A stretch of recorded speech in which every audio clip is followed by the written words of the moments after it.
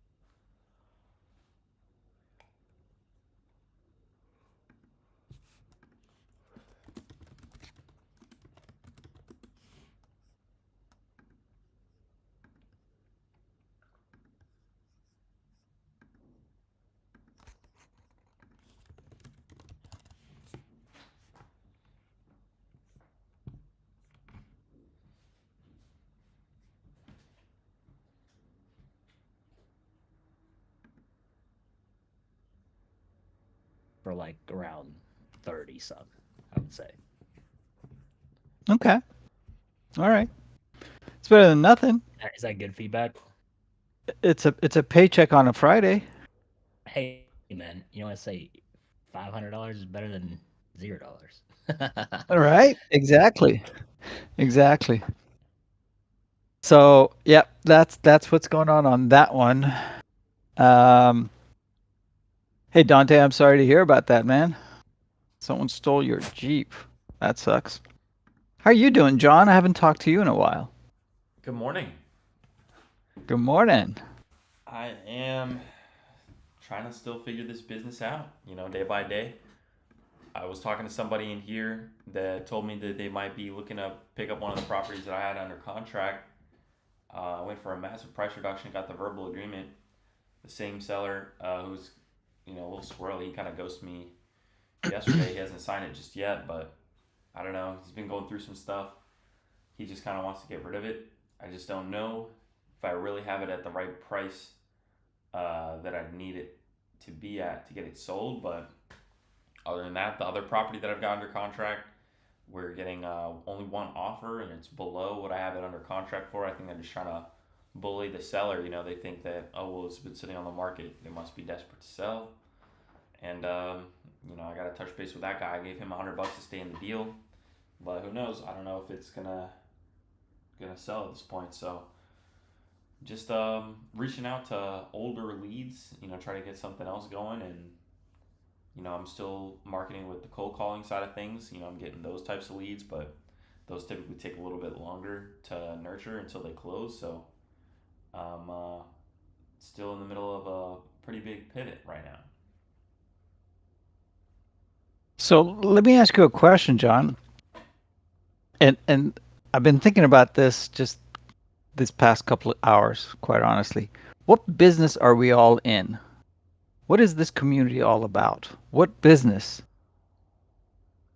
What's the purpose of our business? Maybe I should take it one step back and just say, what is business? Because we throw that word around quite a lot. And I know Dan has definitely a good answer for it. For But sure. what is business? You know? And why real estate would be the next question after that. I You know, think I oh, go ahead, John. no, you I'll got let it, you John got answer. No, no, no, it. no. Okay. No, John, I want to hear what you have to say. So I'll go last. Okay.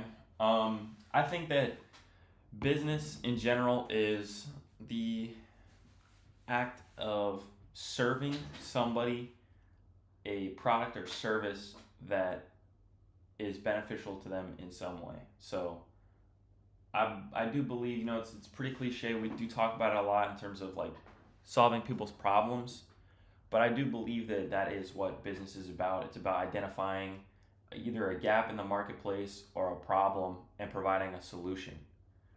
And Love you it. know, I've been kind of dialing in and just taking a look back at the deals that I've closed, and I've really dialed in on the fact that majority of my deals have really been tired landlords.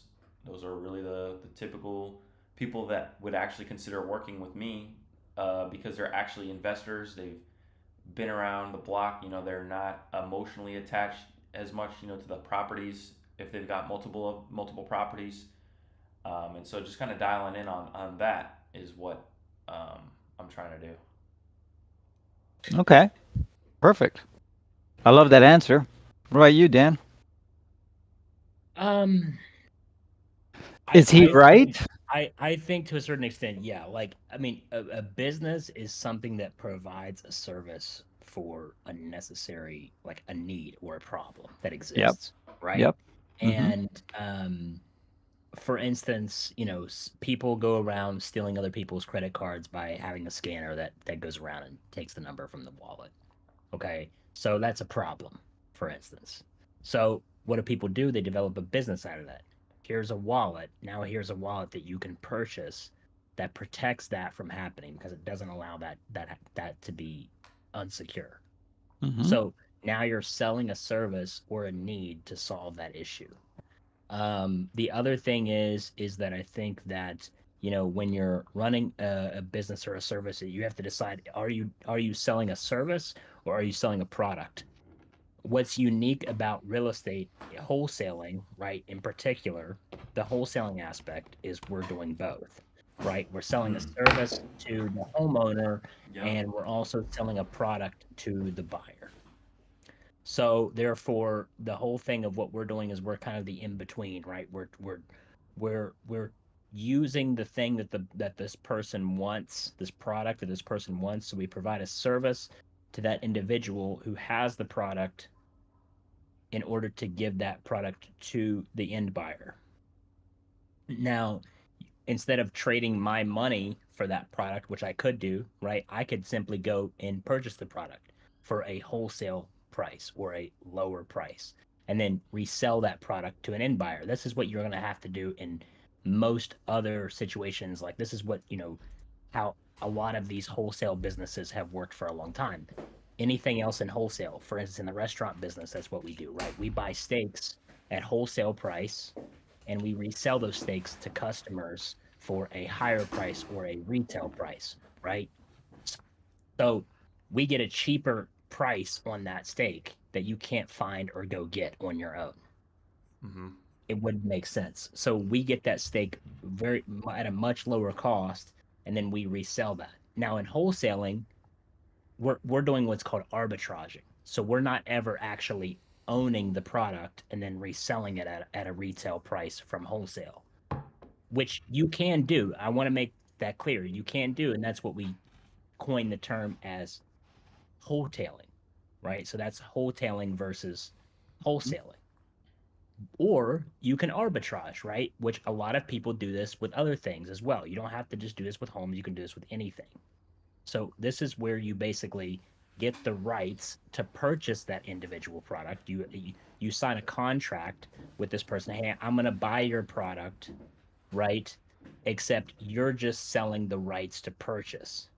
So in return for a wholesaling business to be acquired, what you have to understand is you have to understand all those aspects, and you have to understand when it's the right time to buy the product and resell it, or does it make more sense in this situation to arbitrage the product and resell it? And in that case, instead of purchasing the product from person A, I'm offering them a service instead, right? Which is I will help get your home to an end buyer and help you solve whatever issue it is that you need to sell your home for. And in return, I'm going to make some money off of you and off of the end buyer, right? You're making money off of the seller because you're negotiating them down. So they could make more money if they just went straight to the end buyer. But you're also taking money away from the end buyer as well because he's paying you for the contract rights. So in wholesaling, it's a little bit different. It's a very unique business because we're offering two different things.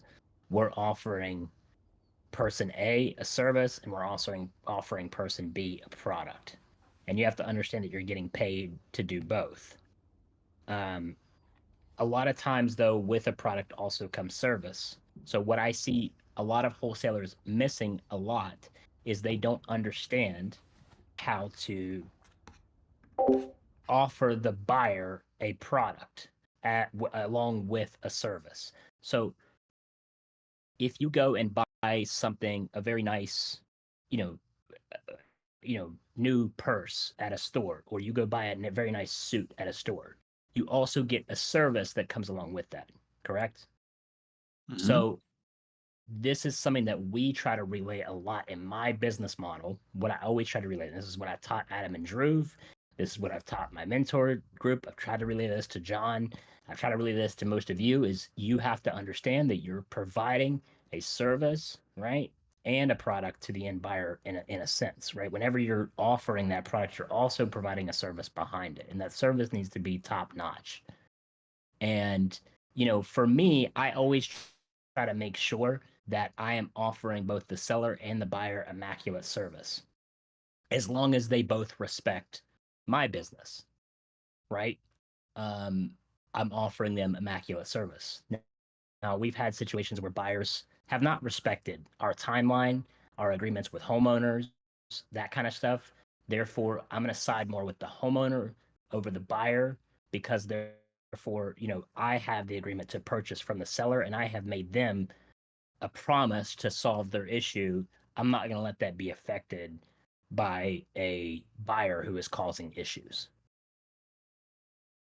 So I didn't really mean to turn this into like a business class or anything like that, but that's, a workshop. But that's kind of how I see this business. I take this business very seriously. That's the other thing. And I just don't think most people do. That's what I've learned. I had a new guy who was kind of working with me for a little while recently, and I'm about to let him go. Um, just because he doesn't take the business the same seriousness as he's got a lot of like get up and go, right? He's got a lot of tenacity. He's got a lot of like he makes the calls and does everything, and he's very enthusiastic, but he does not take the business seriously at all. So he's got to go. But I already have somebody else lined up, so I'm not worried about it. There you go. So we don't, that, and that's how you got to run your business, and that's how you have to run your life. Is you can never rely on anybody. You don't want to rely on a buyer, right? 100%, and you don't want to rely on anybody else to make your money and run your business and put your full expectations on anyone else but yourself. You are responsible for everything in your business, whether it was an issue caused by someone outside of your business or inside of your business. If it affects your business, you are still responsible for it. And that's something that I don't think a lot of people understand who are getting into this space. They don't understand that it's a real business and it requires real responsibility and a real, service to the people that you're working with. So I love that answer. Very detailed answer. Thank you. Um, so why do we do business then? I do business because I like providing value for people. Like I like that feeling of providing value, but I just like creating. That's what I like to do. I like to create things, and creating businesses is one of my favorite things to do because Jeff Bezos, I think, said it best when his podcast with Lex Friedman. And if you guys haven't listened to that, if you're trying to be a business owner, go listen to that podcast. It is one of the best podcasts for entrepreneurs that I've ever listened to. I'm being dead serious. That's the only podcast I've ever heard Jeff Bezos do. And he said something great. He said, when you create something that provides value back to the world, you change the economy. You change the world in an aspect, right? He said, whoever created the plow a long time ago changed the world forever. They made farming way more affordable and way more accessible. So that person who provided that solution and created a business around creating the plow and reselling that device and concept to other people changed the world forever. So that's what I'm setting out to do, because that feeling to me beats anything else that I could ever have. And then also, I like being able to have a financially capable life that other people can never truly reach. Mm. So there's multiple reasons, but the main one is changing the world through creating value, right? And knowing that you're responsible for that. It's an unbeatable feeling. I like that. So you mentioned creativity, you mentioned financial um, power, uh, but I think what happens not just in this community or in this business, in practically all businesses, most people get involved for money, right? And that is why most people probably fall short, right? Because at some point you're going to get that goal. Then what? Now what? Right. Now you get bored. Now you slack off. Now you don't do what you were doing that you became successful for because you don't have a mission, you don't have a vision, you don't have a It's very goal. short mindset. Like, it's very short term mindset, right? It's like, why do most people diet? To get a better body, right? To change Yeah, their look. exactly. But that has an end point, right? So what happens when you get the look that you're going for, rather than just trying to change your lifestyle for the purpose of trying to be a healthier individual? Hmm. It's two different things, right? Yep. If you go with the second one, then it lasts for a lifetime. If you go towards the first one, then it has an end point, and it could result in a decline at some point. Agreed. Agreed. What do you think, audience of 45?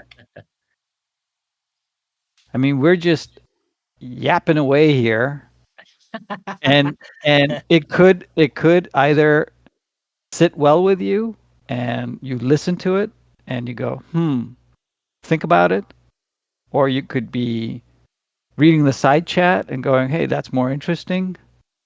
Or you could just zone out and be looking at your Facebook or whatever, your emails or whatever. But I want to know, what are you guys thinking about this, about the I think business that you're in, I think about why you're most doing And feel this? free to hop up and join us up on the stage, yeah. ladies and gentlemen. If you Absolutely. want to come up and Absolutely. contribute to the conversation, it's completely open for everybody. I really like what Dan shared about why Hmm. he's an entrepreneur. I also feel like I'm also chasing for the impact, right? Because if I was chasing just money, I can't tell you how many people reach out. And this isn't just like every once in a while, like this is just like the reoccurring conversation, right? It's always, John, Okay. why isn't REI Rev monetized? Like why aren't you charging even just $10 from all the people in here? And I always tell them the same thing is that I'm not in that business. That is a different business. That Well, is what would running you a sell different it type of for? business. Or what would you sell it for? Or what would I Like, sell what's it the for? other thing? Yeah. And I wouldn't sell it, and I wouldn't put a paywall behind it because I just feel like it's beyond that. There's so much more opportunity in terms of just bringing people into proximity with one another and really doing this business. And that's what I really want to do. I told someone yesterday, I said, I'm here to do business. I'm here to do deals. That's why I'm here. I started this because I wanted to do deals. I started my real estate career because I wanted to do deals. I wanted to be in real estate. Not I wanted to be a guru, somebody who's a public figure that talks more than they actually act. And I think that's really why so many people have been attracted to REI Revs because like it's real people doing real estate deals. And that's something that I take so much pride and fulfillment in. I chase that fulfillment. I'll tell you all right now, Dante was talking about buckets the other day, about, the different types of buckets you have in your life. I think one of them is like your purpose bucket. And I feel as though, my life purpose is probably not maxed out, but it's at a level where I feel confident, that if I were to die tomorrow, I left a positive impact on the world. Like my life meant something beyond just me. And I think that that's something that I'd hope that everybody in here would strive to do, is to leave an impact on the world. And maybe, it's not necessarily about the economy per se. I think that when you do leave an impact on people in general, or the world in general, the money will follow you. I haven't, I've never, after learning about the business, I've been, pretty consistent with my deals. People bring me opportunities, and they do deals with me. When they have an opportunity, somebody thinks about innovation, they say, "Hey, let's hit up John." People will bring me those types of opportunities, and that's great. But it was never about like, oh well, let's try to make this a volume game and get 1,000 people to pay me $10. I can't lie. Of course, that has been a topic of conversation, and if you were to theoretically see, okay, well, if we got 1,000 people to pay $100, that's $100,000. But the reality is, like, is that is that really worth it? And is it really a game that we could retain that $100? How long do you think we would actually retain people to pay $100? Like, people cancel their subscriptions. Da, da, da. What's most important is that you get the right people in the same room. And I'll tell you, um, there's so much more potential opportunity just by being in proximity with the people that are actively doing this business than it would be to try to sell my way to $100,000. Guys, the future of REI Rev is going to be incredible. I see that there's going to be tons of potential to get in on multi-million dollar deals with apartment complexes, multifamily, all sorts of stuff. I'm not a genie. I don't know when the interest rates are going to come down, but they're not going to stay incredibly high forever. And we're in the season right now where we need to be stacking up as much cash as possible, so that when those rates do come down, if we're not already purchasing assets and we refinance, we go and we buy them. And that's what I believe is important, is that we take advantage of this time to really be prepared. But I do believe that it's definitely about the impact for me. Like, I wanted to become something. I've been seeing this one guy on my timeline. His name is Jim Ron. Jim Ron, he says it really well. I really like Jim Ron. If nobody's seen him, he was one of the first people. I was like probably 18, 19 when I first saw him. And he talks about the money you make, right? He was once a millionaire, and he lost all his money, but he did not lose the person that he became. And so he could quickly get the money back. And I want everybody to kind of think about that, is, put the money to the side, right? The money, you can make the money, but the person that you become, envision yourself to be a millionaire. Who else was talking about this just the other day? He said, John, you might not have the money yet, but you are a millionaire. It was Ben Williams. Ben Williams said that to me. He said, you might not have the money in your account yet, but you operate different. That's why you're going to have it. And that's so true. It's the person you are, the person you become, is why the money is a byproduct. And so if we can just focus on becoming a better person, becoming a more skilled person, becoming a more valuable person, the money will follow us. And so that's what I really wanted to do, was put myself in a position where I am now a more valuable person. And how do I become a more valuable person? Is by serving more people. And the reality is that also comes along with people that try to take advantage. But at the same time, I'm still of service. I'm still a necessity in some way to that person. And so if you can position yourself in the marketplace to be a resource or a necessity to somebody where they need what you have, then you become a more valuable person. I hope that everybody understands that. Please listen, ladies and gentlemen, we got almost 50 people joining us today. This is serious game. Please let me know if you are actually listening, because this is important. If you can serve more people, you become a more valuable person. Does anybody really understand where that's coming from? And then the question is, okay, well, John, where did you come from? I came from nothing, had no inheritance, nobody in my family was really financially literate. And that's still stuff that I'm learning, along the way. But I learned just through reading and watching and understanding how people become valuable. It's by serving others. There's a book, The Go Giver. It's a great book. Strongly recommend you go and you read that book. There's two books, The Go Giver and The Go Giver Leader. Read them both. Strongly recommend those books. They really, I believe, contributed to opening my eyes, in terms of my perception of how to become a more valuable person. But if I could leave everybody with just one thing, is that you need to ask yourself how you can serve somebody else. And if you can learn how to serve enough people, you will become valuable to multiple different people. Your name will be mentioned in rooms you haven't stepped foot in. And it's crazy what will happen to you. Like, the people that you watch will know who you are, and they'll be happy to see you when they get to meet you.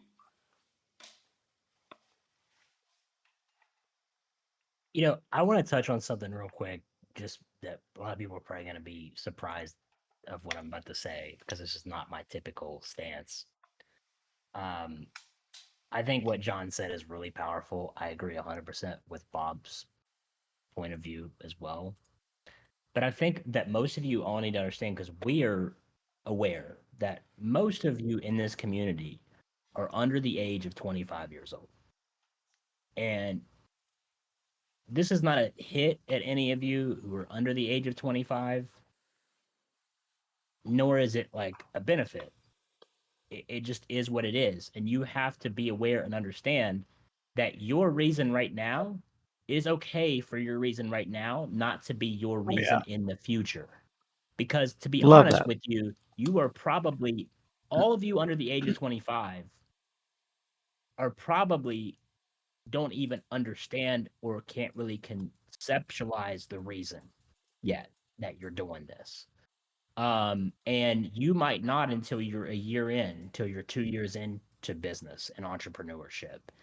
If this is your first real go at a business ever, then like, you might not even realize the purpose. And what I want to say is it is okay for the initial purpose to just be need to change my financial situation. Yeah. Because what I will say is I can almost guarantee you that I know myself for sure. Bob, and I'm pretty sure I know this for John too, without even asking, but all three of us, our initial situation for wanting to do what we're doing now, whatever that is we wanted to change the financial situation that we were in. But once we got to that point, that's when our motivation shifted, because we realized you hit a wall, right? Because you realize, like, I can stay where I'm at right now and keep this as my motivation and probably just stay on this merry-go-round, right? And not go much higher. Or I can change the perception of why I'm doing this and potentially reach a ceiling that most people would never even conceptualize. So I think it is okay for you right now to Yeah, not have that deep of a reason. Go ahead. I want to jump on that real quickly. Sorry, Sam, you've been very patient. Appreciate you, man. I love listening. Um, It's so what Dan said is spot on, everybody. Everybody starts at some point, and everybody's purpose or goal is different, right? And your initial one isn't necessarily going to be your ultimate one. God, I hope it's not. Okay. Um, but I mean, even right now, even in my age, my goals are changing. My purpose is changing, and that's okay. That's what you guys need to understand.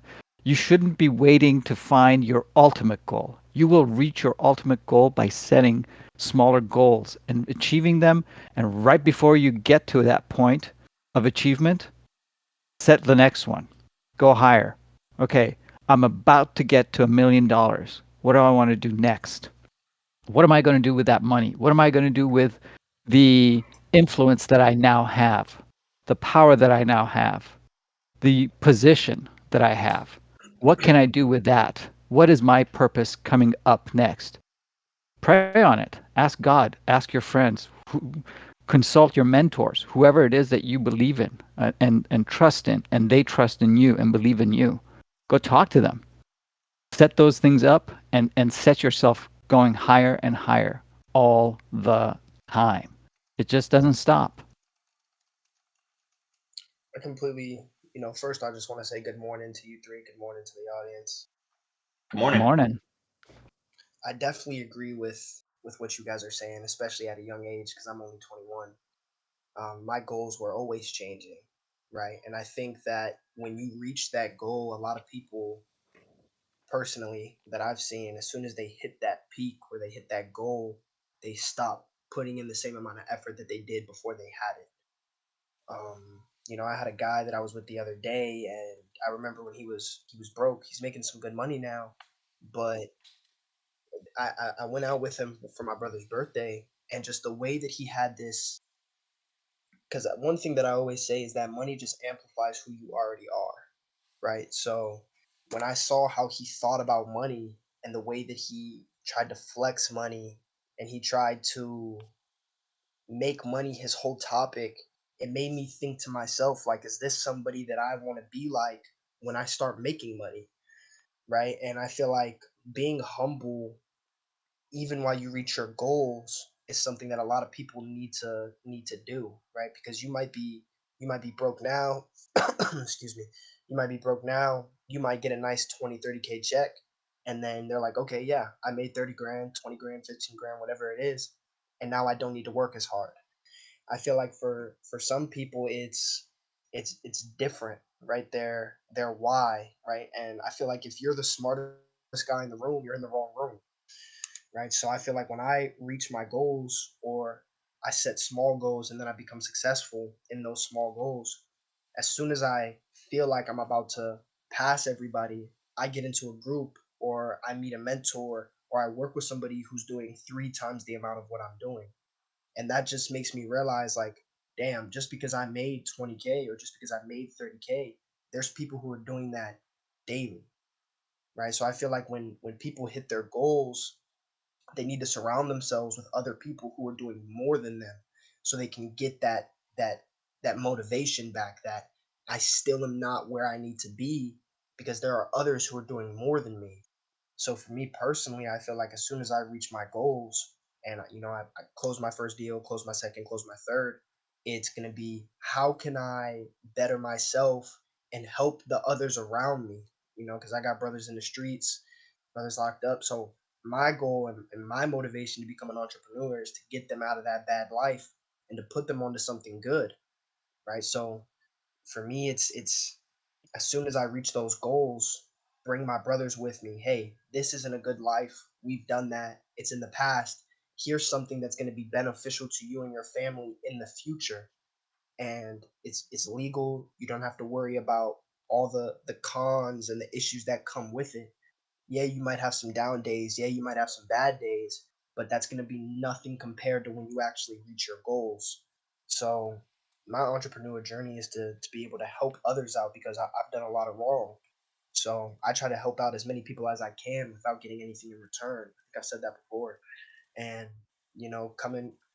becoming a man of God and just helping others out is definitely something that makes me want to continue to do what I do and continue to strive to reach heights that I've never seen before.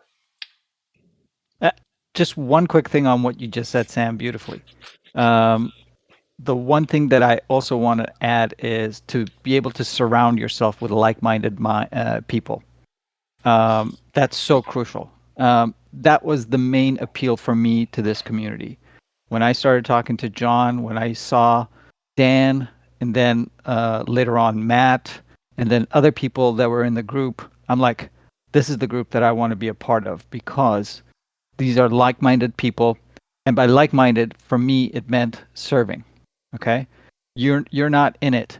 John, Dan, Matt, these people are not in this community to make money off of you guys. They're in it to help you. Now, in the process, if they make money, great. They deserve it. They should get it. But that was the reason that I joined this community. Same thing with Sub 2. That was the reason that I joined Sub 2.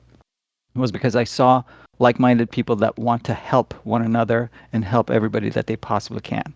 That's what I get from this group as well. That's why I'm proud to be part of this community. I agree. And one thing before I let you guys go back to what you're talking about, MC said, "Don't forget you can only help so much," and I completely agree with that. Like some people, my dad always said when I was a kid, I never understood it till I got older. Is that Sam? You can lead a horse to water, but you can't make it drink.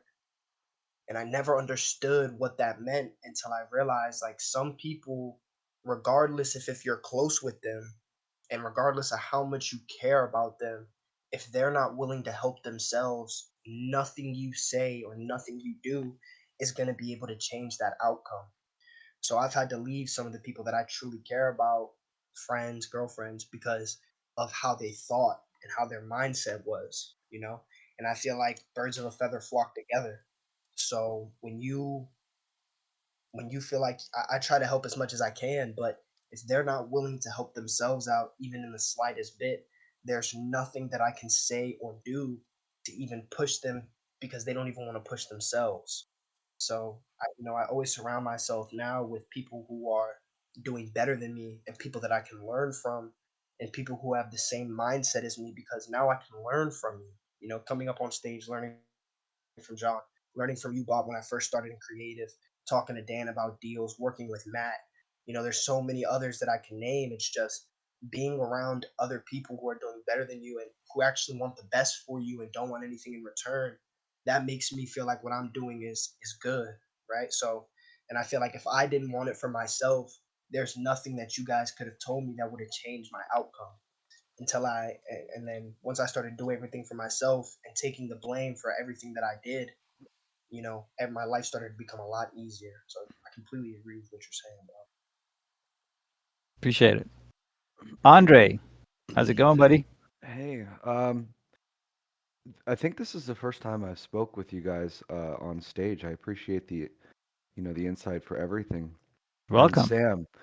Sam, thanks for the great conversation yesterday. I appreciate it. Also, I grew up, I had a mentor. I'm 32 now, so I had a mentor really at a really young age, like 13 or 14, talking about real estate. And my grandpa actually, he was pretty big real estate investor. He would always say, and this kind of goes off of what you were saying, that you need to hang out with like-minded individuals. Is, excuse my language, but if you hang around shit, you're gonna get some on you. That's Mm. that's the way that he would say it. So, and I also want to touch on the fact that at a young age, I was taught to remove yourself from the equation. Like, and I mean like your ego, because real estate in itself, at its very core, it's very personal and emotional. People love their properties. People want to be want to be a part of it, but then you need to look at it from a clear perspective. And it, it's not to be confused with ego either. Like, I'm sorry, like confidence. Ego and confidence are two different things. Like in real estate, like we show our awards and achievements and you know prioritizing commissions if you're a sales agent. But that needs to be taken away from a real estate transaction in order to negotiate or even speak to somebody effectively. Um, like confidence, confidence inspires like trust, and but ego breeds arrogance. That's kind of the easiest way for me to explain it. So if you look at every single transaction or every single deal that you're about to do as what is their problem? How can I help them? And removing yourself from the equation, you're going to get a lot further. Or how can I serve you? Even if they're yelling at you over the phone, that's all irrelevant. It's all about what is your problem? I have a solution, and this is it. That's what I wanted to say. Love it. Thank you. And let me ask you this, Andre. So, how do you feel like you've been able to remove yourself from the equation on the deals that you've been doing? So the best way is just being of service. just say like this. For example, I had a client that's was about to lose their house to a foreclosure, and it was all about what can I do to make sure that they don't have to file for bankruptcy, X, Y, and Z. But it's really listening. You have to understand what is their frustrations and how can you be of service. That's the best ways I can do it. Like commission will always come. Make sure you don't, obviously work for free. You need to be compensated. Either that's uh, commission wise, signing. But this is at the end of the day, it is a business transaction, and if you're, unless it's a friend, you need to be compensated in a way. Like I'm not saying work for free. That's not what I'm saying. You need to be open to what they have to vent to you because you really are a therapist as well. Like you're consulting them and saying, "Hey, like I understand your frustrations, but the best way to do it is just listen and understand their problems and how can you solve it." I did hear one example, and then this is I'll be really quick on this. Is there was one person that was looking for a property with like a 90-foot boat slip in front of their property for their yacht or whatever. And the way that he tackled this solution was not go on market. He just started calling people with all 90-foot boat slips just to see if they were willing to sell. Because that was worth more having his boat in front of his house than any other price for a home possible because he wanted his boat. So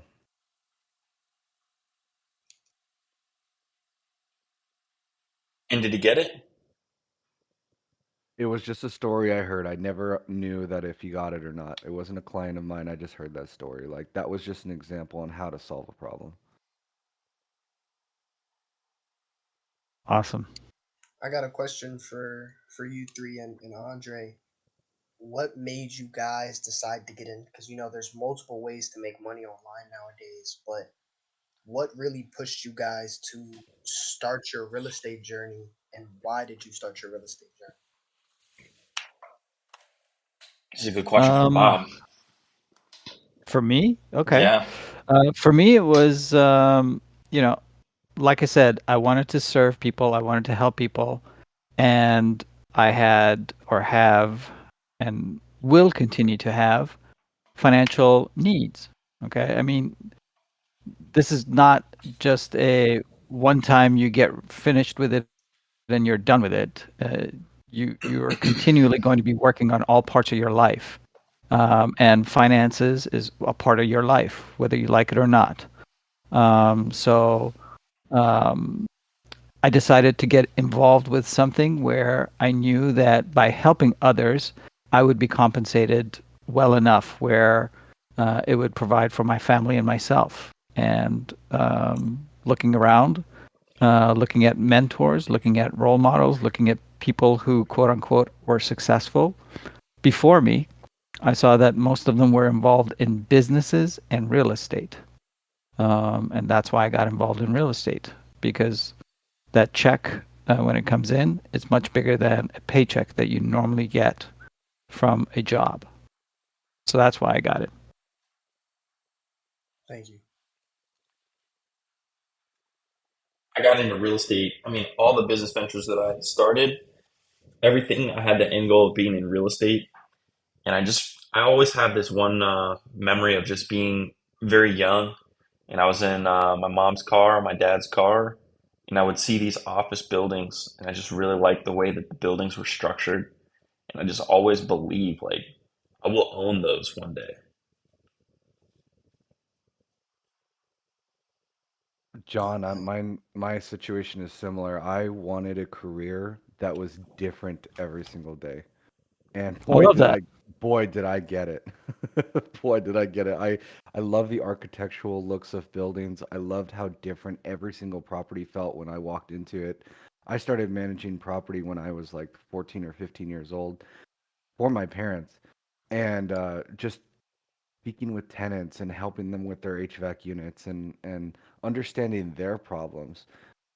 but then also, um, yeah, that's what I have to say. Not Love it. bad. Not bad.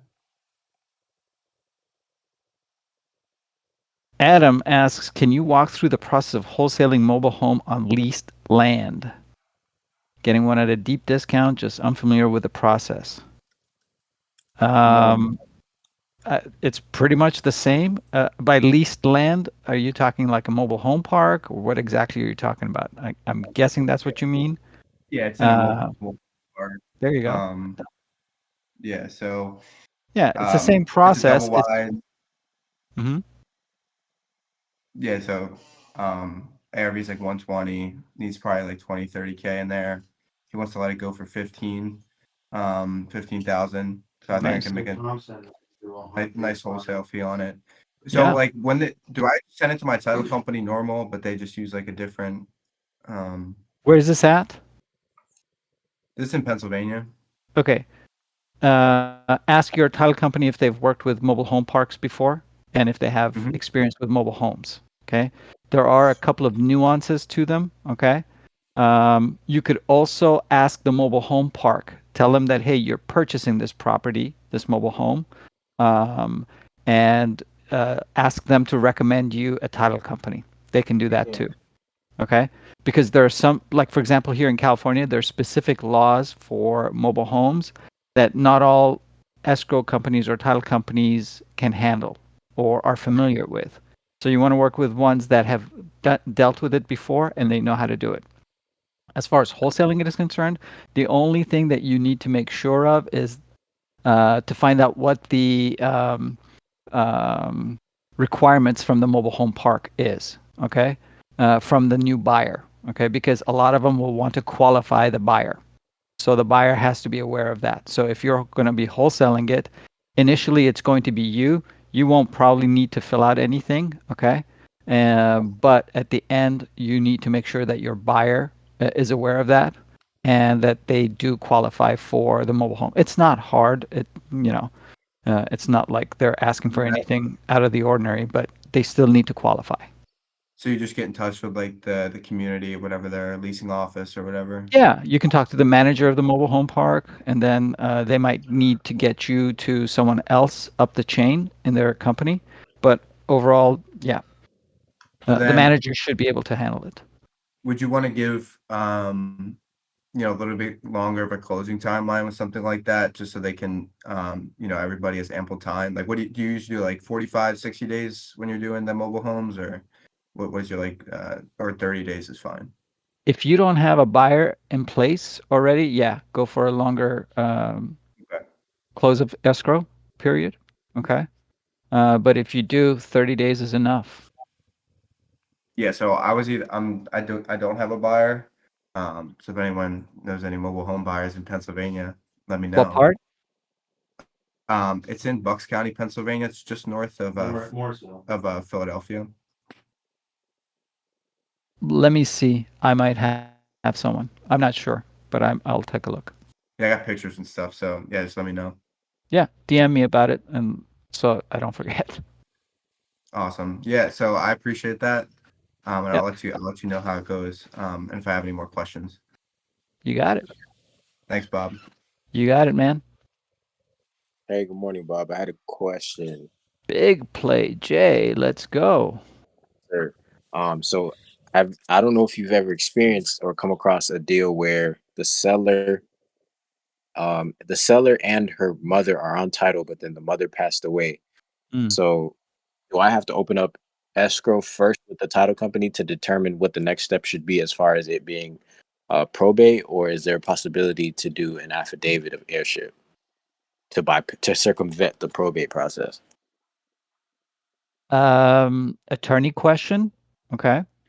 But in general, if the daughter has affidavit, or if they have a will or a trust in place that proves that, you're set. Mhm. Otherwise, it might take some work, but yeah, I'd still open escrow. There's no reason Okay. not to open escrow. Right. Right. Yep.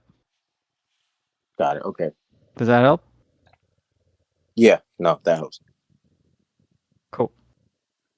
Mary, I heard recently that insurance companies in California had stopped insuring mobile homes that are over 30 years old. So sellers are having a hard time since buyers can't get insurance on it. I'm not that heavy into mobile homes. Um, so I don't know about that, if it's true or not. I know in general, getting insurance in California has become like hell. It's extremely difficult. A lot of insurance companies have left California, so only a few players are left here, and you're at their mercy. So for example, my sister-in-law had her homeowner's insurance increased by a lot, and she went to a mortgage, an insurance broker to see if she has other options. The guy said, "Look, stick with what you got. If you move, it's going to probably double or triple." So I know that a lot of them are hiking up their prices. As far as mobile homes are concerned, the best place to find insurance would probably be if it's on a mobile home park. Ask the managers over there, okay, or the neighbors. So I'm sorry, I'm not giving you a definitive answer, but that's the best I got right now.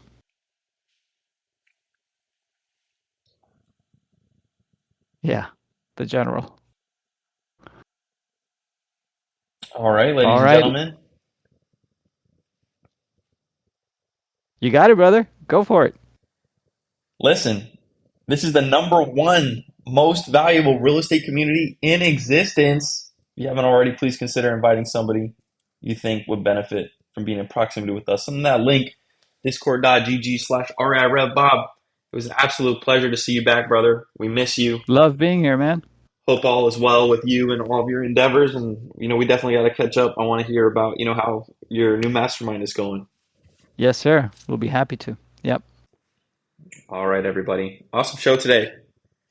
Let's hit the Hope phones. everyone has a great day. I'll see you guys later. Take care, everyone. Take care, Bob. Bye.